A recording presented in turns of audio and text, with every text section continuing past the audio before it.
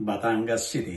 Dumalo si Police Lieutenant Colonel Ira A. Morello, Hepe ng Batangas Component City Police Station sa isinagawang Barangay Assembly ng Barangay San Miguel ng nasabing syudad na may temang nagkakaisang barangay tungo sa kalinisan, kaayusan, kapayapaan at kaunlaran.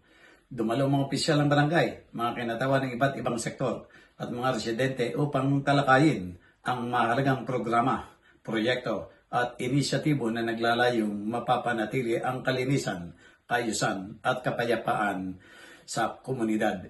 Ang nasabing aktibidad ay nagsilbing daan upang mapalakas ang ugnayan ng pamalang barangay, ng kapulisan at ng mamayan, gayon din upang hikayatin ang aktibong pakikilahok ng bawat isa sa pagpapaunlad ng ating pamayanan.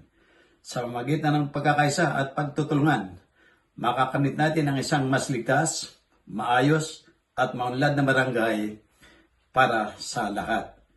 Jojo Cesar Magsumbulo Gulat para sa journalnews.com.ph.